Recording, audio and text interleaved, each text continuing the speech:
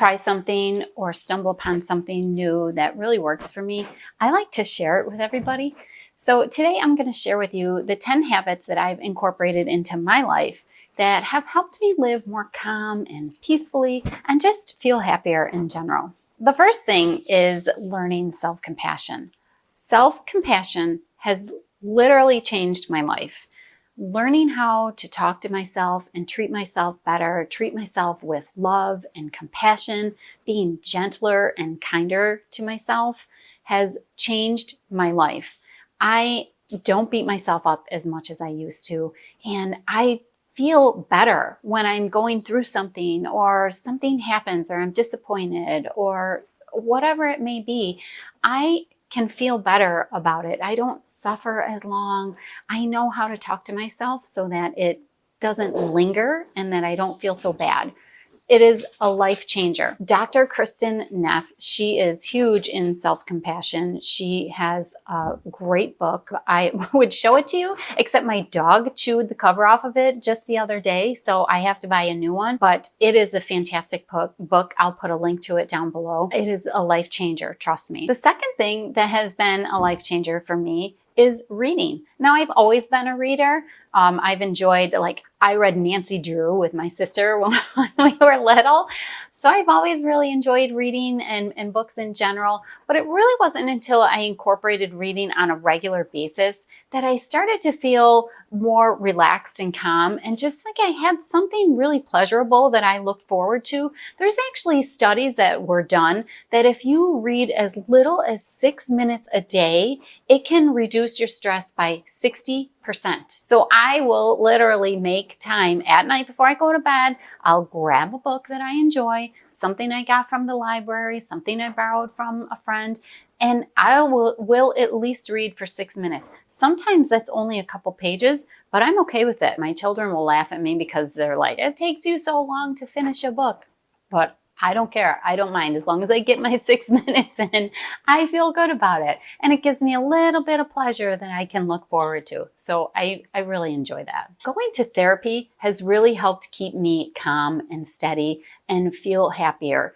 I have someone that I can talk to on a regular basis and unload some of these things. Of course, I have girlfriends and I do have people that I can share with, but going to a therapist, it just feels like it's a safe space. You know, there's no judgment there. I can tell her whatever's on my mind, work through whatever I need to work through. Some of the deep, dark things that we don't like to share with people, I feel really comfortable sharing with her, getting it off my chest and figuring out ways to deal with it. It has been really good to have someone reliable that I can just go to and work through and unpack some of the things that, really once you dig in, they start to come up. She has helped me a lot. She does EMDR 2.0 therapy. So it's a type of therapy that she can overload your brain with little facts and figures, asking you questions kind of while you move around and you're doing different tapping with your body. And she's asking me trivia questions to scramble up my brain while I'm thinking of a traumatic or stressful event that I would like to get past. It has been so helpful. I can't tell you how well it's helped me get past some of my traumatic events from the past and distressing childhood memories. It's truly been a life changer. The fourth thing that has really been impactful to me is tapping. If you've never tried tapping before, it can look a little weird and it can seem a little funky, but it really is scientifically proven to lower cortisol and release stress and just to calm the body. So tapping is, you go through a series of tapping on some pressure points on your body, like your side of your hand, you move to your eyebrow, and then the side of your eye, under your nose, under your lip, your collarbone, and then sort of on your bra line here. And as you're tapping and going through these pressure points, you start by thinking about the thing that's bothering you or the feelings that you're having that are distressing to you, and you tap through those pressure points as you're thinking about the concern that you're having or the stress that you're feeling and the cause of your stress. And then as you go through for a few minutes of tapping when you're thinking about the stressful thing, then you start tapping and releasing it and thinking about more positive things and how you can allow yourself to feel these things and still consider getting past it. It's so interesting. It's so intriguing. And I have tried that a couple times just in like real stressful situations or events, or something's happening and I just need to release it. Sometimes I tend to overthink and obsess in my thoughts. So it does help to do the tapping so I can kind of get out of that. It's quick. You can do it 5 or 10 minutes and it really releases a lot. I have an app that I use. Breethe is the app that I use. It's a great app. It's got meditations and tapping on it. I'll also put a link to that down below. But they have a lot of tapping episodes on there that will move you through different feelings or experiences that you're trying to get past in the moment. Journaling has been huge for me. When I was 21 years old, my best friend bought me a journal, and she and I are still best friends. And I wasn't sure what I was even supposed to do with it. I was like, a journal, like a diary? I don't know. This is kind of weird.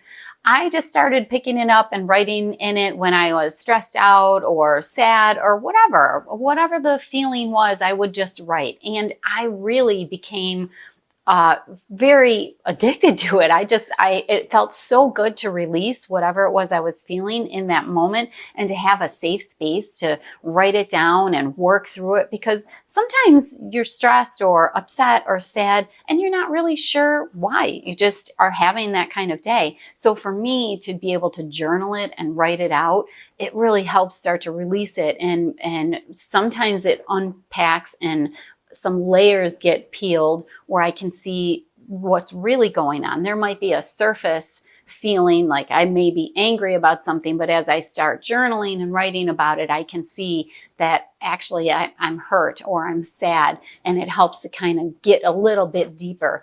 I love journaling. I journal in the morning when I wake up. Sometimes if I can't get to it in the morning, I'll journal quickly before I go to bed, just about my day or what's on my mind.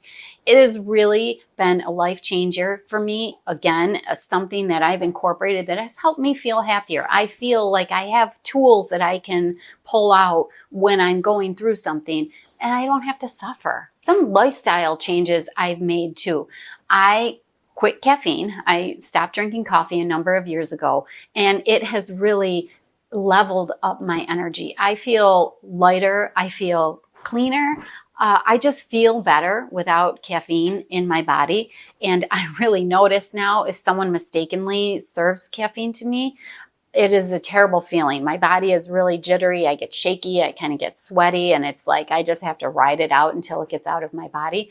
But it has really helped me feel more energetic and has really helped me feel like I'm taking better care of my body. I just drink decaffeinated coffee and I'm fine with it. And tea too. I'll drink herbal tea, and some tea, a lot of teas are much less caffeinated than coffee. So some of those don't bother me. Checking in with myself has become a big habit of mine that has really helped me to get more connected with myself and feel more in tune with my feelings.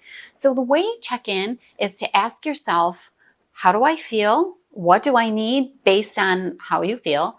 And what do I want? When I ask myself those 3 simple questions, I am amazed at how well I can reconnect with myself in a moment, or even in the morning when I wake up. Sometimes when I journal, if I don't have anything on my mind that I want to write about because I just woke up, I will just prompt myself with those questions. How do I feel? What do I need? And what do I want? Sometimes how do I feel is just I feel low energy. I don't want to do much. What do I need?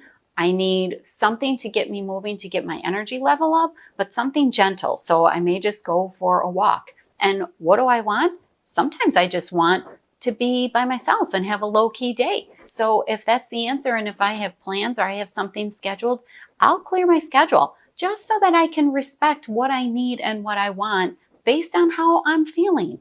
asking those questions and checking in with yourself is huge. It is an amazing way to reconnect with yourself and respond to yourself and give yourself what you need. And by the way, if you like this video, go ahead and subscribe. Setting boundaries has been a game changer for me.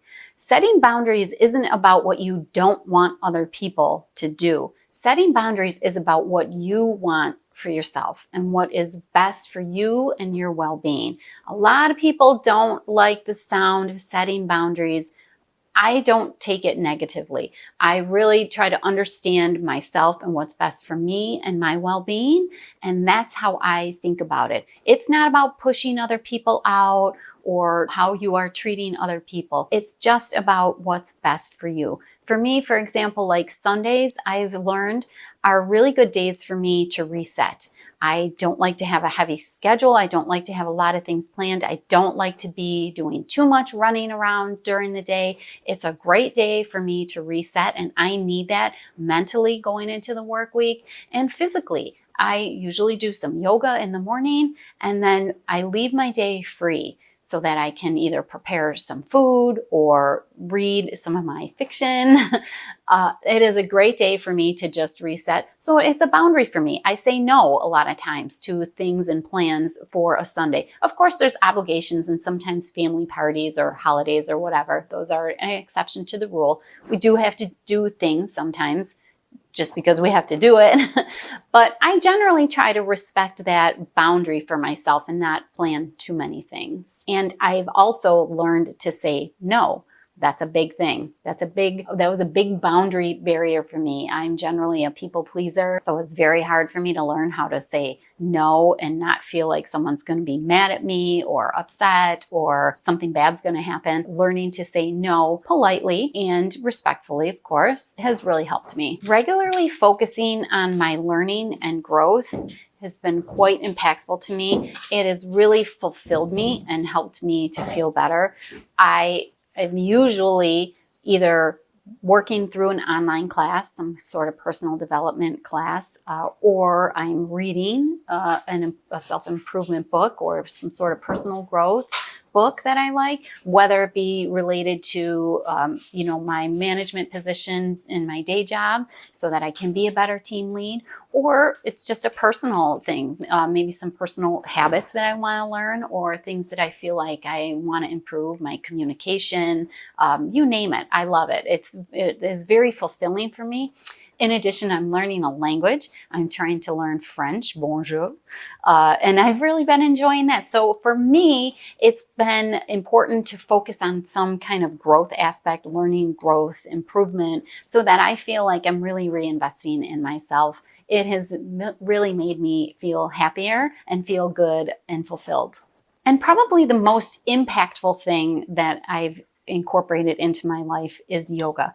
I've been practicing yoga now for about 10 years and I am a yoga instructor, and I really can, there's a defining line for me, like BY and AY, I call it, like before yoga and after yoga. I have become a different person after practicing yoga, not just the physical aspect of it. I do practice power yoga, which is a more intense physical aspect of yoga, while also being mentally challenging because it can be physically challenging. So you kind of have to work through it. The mental improvement, the mental strength that I've gained from it, the confidence that I've gained in myself, the acceptance that I've gained for myself through my yoga practice, not to mention the physical aspect. I am in better shape and more toned than I have ever been in my life through my practice of yoga.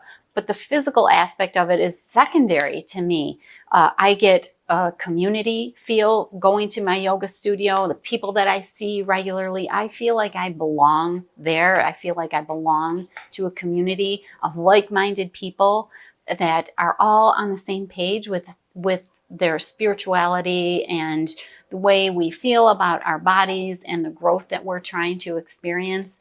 Yoga has by far been the most life-changing, positive thing that I have incorporated into my life. And I encourage you to give it a try, at least to be part of a community and to feel like you can go somewhere and have a safe space where you belong, and it's safe for you to be who you are and show up just as you are on any given day. I have cried during yoga, after yoga. It's the physical release that gets the emotions out, and the movement that helps just to release whatever you're storing up in your body. If you like this video, get my free training in the link down below, and also check out this video next.